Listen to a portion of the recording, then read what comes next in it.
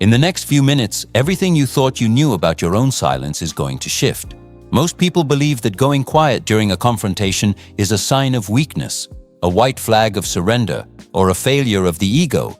But they couldn't be more wrong in reality. That sudden urge to stop talking and retreat inward is a sophisticated, ancient mechanism of self-preservation triggered by your unconscious mind. While the world screams for you to stand up for yourself, your soul is often doing something far more powerful.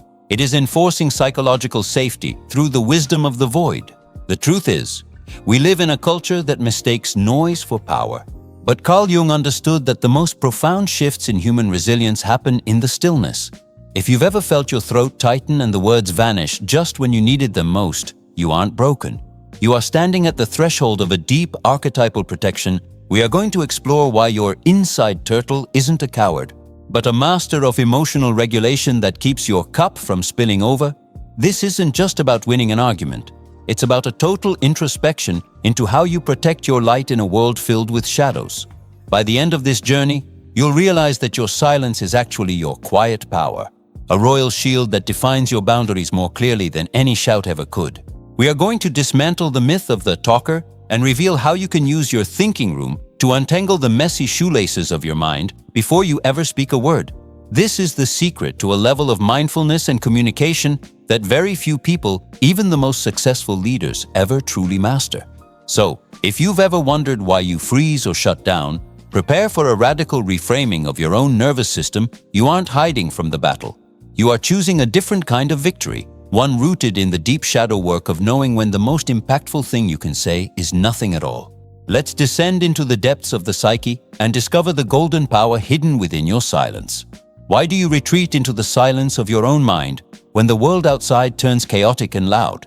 You might think you're simply yielding, but through the lens of analytical psychology, your silence is a profound act of self-preservation.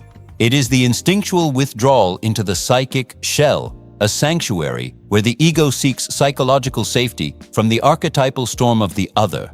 This isn't a sign of frailty. It is the wisdom of the soul protecting its most sacred flame from being extinguished by external noise. Topic Psalm 1.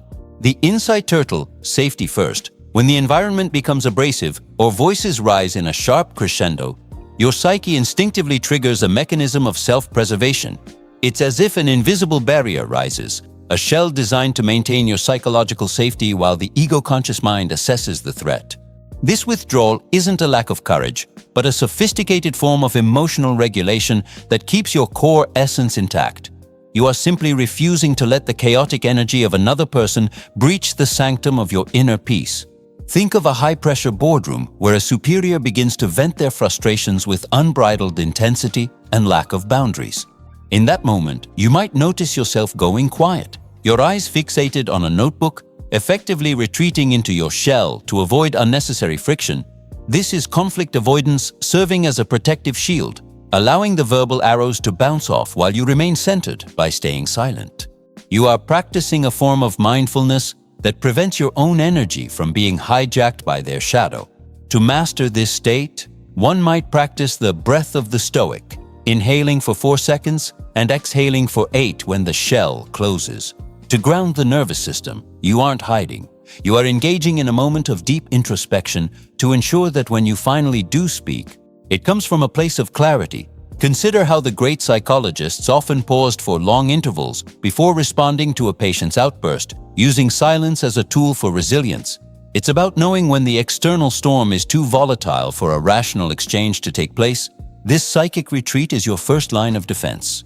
A way to build resilience before the weight of the world becomes too heavy to bear alone. It ensures that your communication remains a choice rather than a knee-jerk reaction to someone else's dysfunction. But what happens when the pressure doesn't just come from outside, but begins to fill your very soul to the brim? The psyche has a limit, a capacity that dictates how much we can truly hold before the dam begins to break. Every individual carries within them a vessel of psychic energy, a container for the vast floods of daily communication and stimuli. When the world pours in too much, be it the abrasive tone of a partner or the relentless demands of a career, the cup begins to overflow, threatening your emotional regulation. Silence, in this sacred context, is the hand that steadies the vessel, a conscious choice to stop the intake before the contents spill into a chaotic mess. You aren't being distant. You are simply managing your capacity to ensure your psychological safety remains uncompromised. Imagine you're at home and an argument about simple chores begins to spiral into a critique of your character, blurring all healthy boundaries. You might find yourself shutting down, not out of spite, but because your feeling cup is literally at the brim and cannot hold another drop of resentment. In this moment, choosing to go quiet is a profound act of mindfulness, preventing a reactive explosion that would only feed the shadows of the relationship. It's the realization that to continue the dialogue would be to invite a flood that neither of you is truly prepared to swim through, to handle these moments with the grace of a sage. Try the timeout protocol. Tell your partner, "My cup is full and I need 20 minutes of introspection so I can hear you better later." During this gap, engage in a grounding activity like a short walk or listening to a track by Marconi Union, which is scientifically designed to lower cortisol levels. This isn't conflict avoidance in its negative sense. It is a strategic pause to rebuild your resilience and clear the psychic debris. By emptying the cup through rest, you prepare the space for a much more meaningful and constructive connection.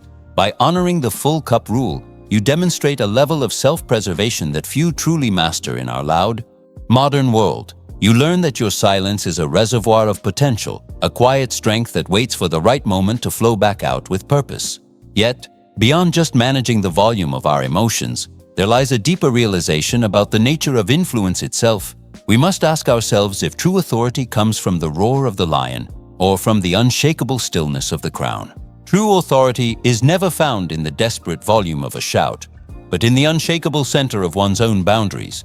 In the Jungian sense, the king or queen archetype represents the part of you that is composed, sovereign, and entirely in control of its own psychic territory. When you choose quiet power, you are refusing to descend into the mud where the shadow of the other person resides. Maintaining your psychological safety through dignified stillness, you aren't losing the battle. You are simply refusing to play a game that is beneath your royal nature. Consider a situation where a friend begins to spread toxic gossip or speaks with an unkind edge meant to provoke a reaction.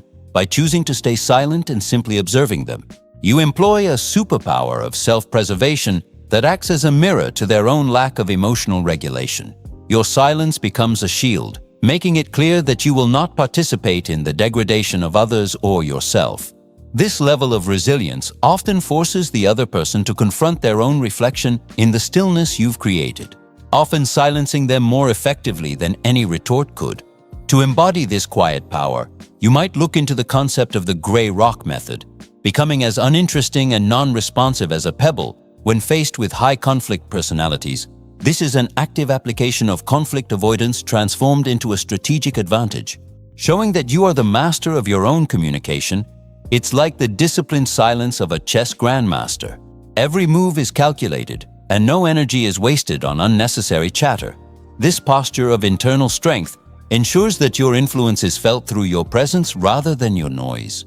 By standing firm in your silent sovereignty, you teach the world how to treat you without ever raising your voice. It is a profound exercise in mindfulness that protects your energy for the things that truly matter to your growth. However, sometimes the silence isn't just about holding a shield against the outside world. It's about tending to the internal chaos.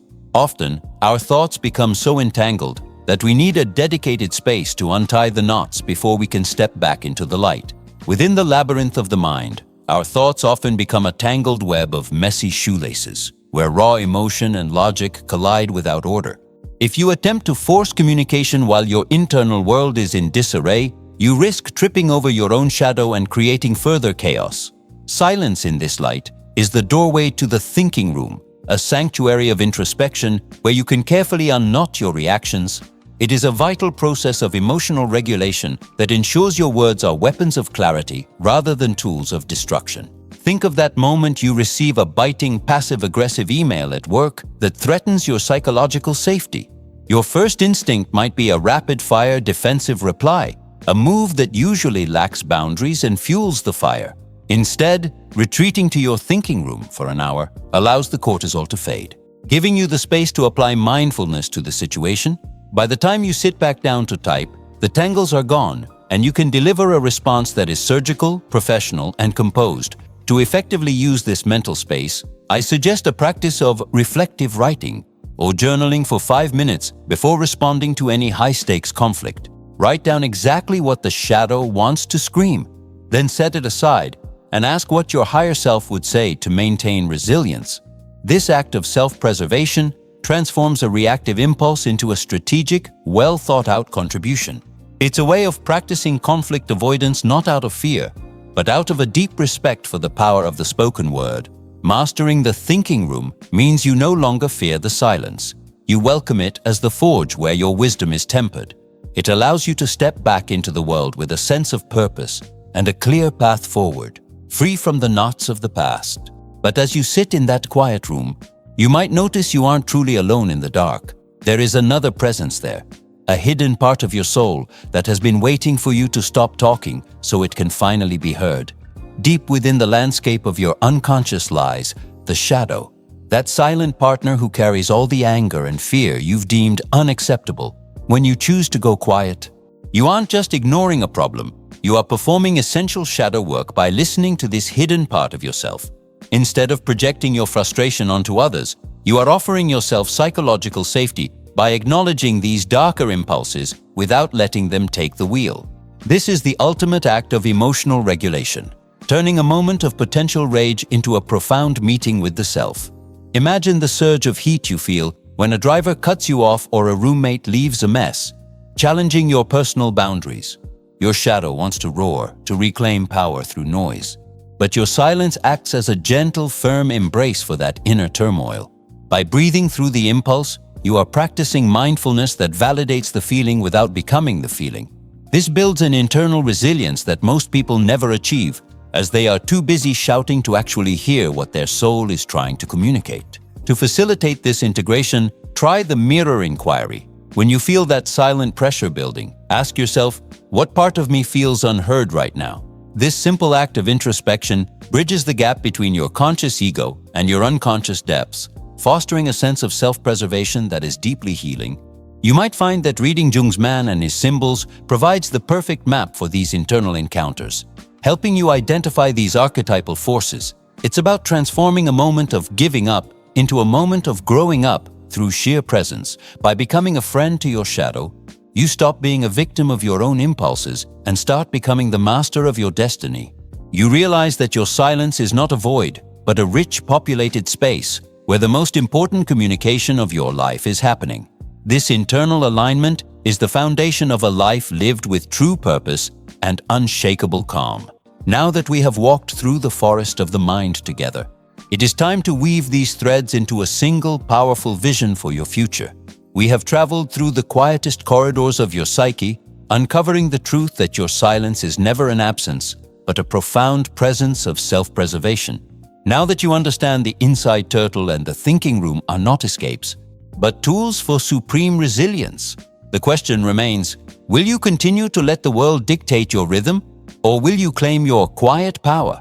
Every time you choose mindfulness over a reactive shout, you are performing the sacred shadow work required to become a whole, individuated being. Are you brave enough to sit in the stillness the next time your boundaries are tested? Or will you let your ego spill your cup onto the floor? What would happen to your relationships if you spoke only from the thinking room rather than the heat of the moment? True emotional regulation is the mark of a master. Are you ready to stop being a reactor and start being a sovereign leader of your own life? If this journey into the Jungian depths has shifted your perspective, then you belong here with us. Subscribe to the channel and activate those notifications right now so you never miss a chance to explore the hidden mechanics of your soul. We are building a community of individuals who value introspection over noise and psychological safety over ego. Stay with us, and let's continue to transform your silence into your greatest strength.